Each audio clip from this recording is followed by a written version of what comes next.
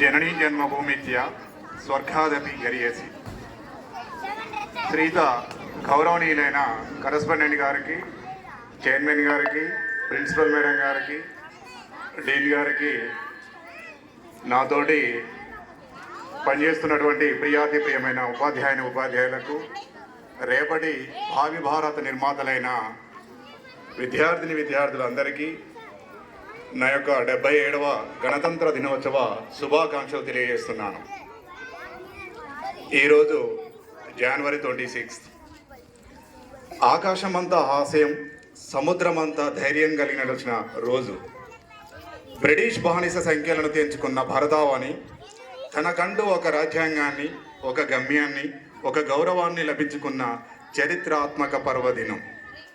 ఈరోజు మనం కేవలం ఒక పండుగను జరుపుకోవడం లేదు, ఒక దేశం తన ఆత్మగౌరవాన్ని శాసనబద్ధం చేసుకున్న మహోజ్వల ఘట్టాన్ని స్మరించుకుంటున్నాం. మన దేశం కేవలం మ్యాప్ మీద ఉన్న ఒక గీత కాదు, 146 కోట్ల గుండెల చప్పుడు. మనం ప్రతి సంవత్సరం ఆగస్టు 15న, జనవరి 26న జెండా పండుగ జరుపుకుంటాం. ఆగస్టు 15కి, జనవరి 26కి ఏమిటి తేడా? ఈరోజు మనలో చాలామందికి ఇండిపెండెన్స్ డేకి, రిపబ్లిక్ డేకి తేడా తెలియకుండా పోయింది. ఆగస్టు 15న మనకు స్వాతంత్రం వచ్చింది. 200 సంవత్సరాల పాటు బ్రిటిష్ వాళ్ళ పాలనలో మగ్గిన మనకు స్వేచ్ఛ, స్వాతంత్రం కోసం ఎన్నో త్యాగాలు చేసి తమ ప్రాణాలను తృణప్రాయంగా విడిచి స్వరాజ్య యజ్ఞంలో సమిధలైన గొప్ప వ్యక్తుల్ని మనం ఆగస్టు 15 రోజున స్మరించుకుంటాం. మరి జనవరి 26న రిపబ్లిక్ డే ఎందుకు జరుపుకుంటాం? అసలు రిపబ్లిక్ డే ఎందుకు వచ్చింది? ఆ రోజు ఏమి జరిగింది అనే ప్రశ్నలకు సరైన సమాధానం మనలో చాలామందికి తెలియదు. 1950 జనవరి 26 నుంచి రాజ్యాంగం అమల్లోకి వచ్చింది కాబట్టి ప్రతి సంవత్సరం ఇదే రోజున రిపబ్లిక్ డే జరుపుకుంటామని భావిస్తారు. ఇది వాస్తవమే. కాకపోతే దీని వెనక ఒక బలమైన కారణం ఉంది. వాస్తవానికి భారత రాజ్యాంగాన్ని 1949 నవంబర్ 26నే ఆమోదించారు. దీనిని అమలు చేసే తేదీకి ఒక ప్రాముఖ్యత ఉండాలనే ఉద్దేశంతో 2 నెలలు ఆగి జనవరి 26వ తేదీన రాజ్యాంగం అమలు చేసే రోజుగా ఎంచుకున్నారు. లాహోర్ వేదికగా 1930 జనవరి 26న కాంగ్రెస్ పార్టీ జాతీయ సమావేశంలో తొలిసారిగా సంపూర్ణ స్వరాజ్య తీర్మానం చేసింది. రావి నది ఒడ్డున త్రివర్ణ పతాకం ఎగరవేసి భారతీయుల సంకల్పాన్ని బ్రిటిష్ వారికి గట్టిగా వినిపించారు, మాకు సంపూర్ణ స్వరాజ్యం కావాలి అని.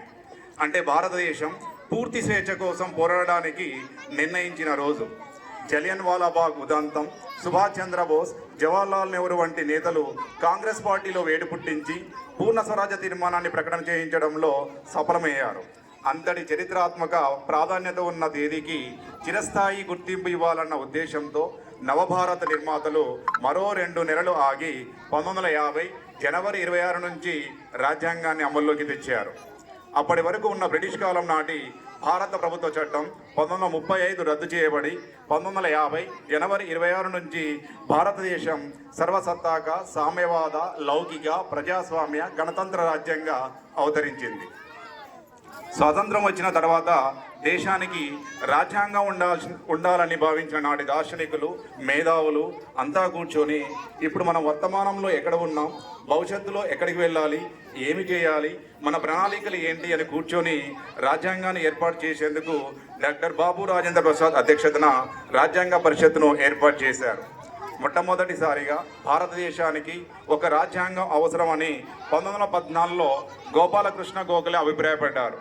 ఆ తరువాత 1934లో కమ్యూనిస్ట్ నాయకుడైన ఎంఎన్ రాయ్ రాజ్యాంగ పరిషత్ ఆవశ్యకత గురించి తెలిపారు. 1935 భారత జాతీయ కాంగ్రెస్ కూడా దీన్ని డిమాండ్ చేసింది. 1946లో ఏర్పాటైన క్యాబినెట్ మిషన్ భారతీయులను పాలించడం కోసం అవసరమైన రాజ్యాంగాన్ని రూపొందించడానికి భారతీయులచే ఒక రాజ్యాంగ పరిషత్ ఏర్పాటు చేయాలని సూచించింది. 1946 డిసెంబర్ 9న సచిదానంద సిన్హా అధ్యక్షతన రాజ్యాంగ పరిషత్ మొదటి సమావేశం జరిగింది. రాజ్యాంగ పరిషత్తులో మొత్తం సభ్యుల సంఖ్య 389. అందులో 374 పురుషులు, 15 మంది స్త్రీలు. రాజ్యాంగ పరిషత్తులో మొత్తం సభ్యుల సంఖ్య 389. 1946 డిసెంబర్ 11న రాజ్యాంగ పరిషత్కు శాశ్వత అధ్యక్షుడిగా బాబు రాజేంద్ర ప్రసాద్, ఉపాధ్యక్షుడిగా హెచ్సి ముఖర్జీ, సలహాదారునిగా బిఎన్ రావును ఎన్నుకున్నారు.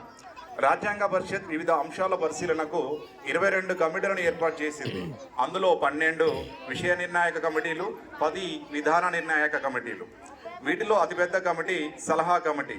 ఇందులో 54 మంది సభ్యులు ఉన్నారు. అతి ముఖ్యమైన కమిటీ ముసాయిదా కమిటీ.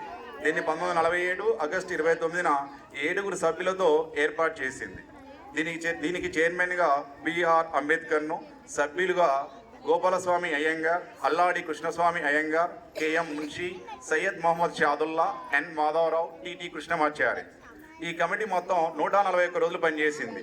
రాజ్యాంగ ముసాయిదాను 1949 నవంబర్ 26న రాజ్యాంగ పరిషత్ ఏకగ్రీవంగా ఆమోదించి చట్టంగా మార్చింది. అప్పటి నుంచి రాజ్యాంగం పాక్షికంగా అమల్లోకి వచ్చింది. ఇది పూర్తిగా అమల్లోకి వచ్చింది మాత్రం 1950 జనవరి 26న. గణతంత్ర రాజ్యం అంటే ప్రజలే ప్రభుత్వం, ప్రభుత్వమే ప్రజలు అని అర్థం. మనది ప్రజాస్వామ్యయుత దేశం. Government of the people, by the people, for the people. ప్రజల యొక్క, ప్రజల చేత, ప్రజల కొరకు ఎన్నుకోబడిన ప్రభుత్వమే ప్రజాస్వామ్యం. రాజ్యాంగం తయారు చేసే ప్రక్రియలో ప్రపంచంలో ఉన్న అన్ని దేశాల రాజ్యాంగాలను చదివి అందులో ఉన్న మంచి అంశాలను మన రాజ్యాంగంలో పొందుపరిచారు. రాజ్యాంగం అమల్లోకి వచ్చే నాటికి 395 అధికరణలు, 8 షెడ్యూలు, 22 భాగాలు కలిగి ఉంది. ప్రస్తుతం మన రాజ్యాంగంలో కొన్ని సవరణలు చేసి 470 అధికరణలు, 12 షెడ్యూలు, 24 భాగాలు కలవు. భారత రాజ్యాంగ రచన కోసం 11 సార్లు సమావేశం నిర్వహించారు. భారత రాజ్యాంగ రచనకు 2 సంవత్సరాల 11 నెలల 18 రోజుల సమయం పట్టింది. ఇందులో 114 రోజులు రాజ్యాంగం రాయడానికే పట్టింది. భారత రాజ్యాంగ నిర్మాణానికి 60 దేశాల రాజ్యాంగాలను పరిగణలోకి తీసుకున్నారు. భారత రాజ్యాంగ రచనకు అయిన ఖర్చు 64 లక్షలు. భారత రాజ్యాంగం డిజైనింగ్ను చేయితో చేశారు. దీనిలో మొత్తం 254 పేజీలు ఉండగా మొదటి 2 మరియు చివరి 1 పేజీకి నెంబరింగ్ ఇవ్వలేదు. దీని మొత్తం బరువు 13 కేజీలు. ప్రపంచంలోనే అతిపెద్ద లిఖిత రాజ్యాంగం మనది. సో ఇంతటితోటి ముగించుకుంటున్నాను. జై హింద్.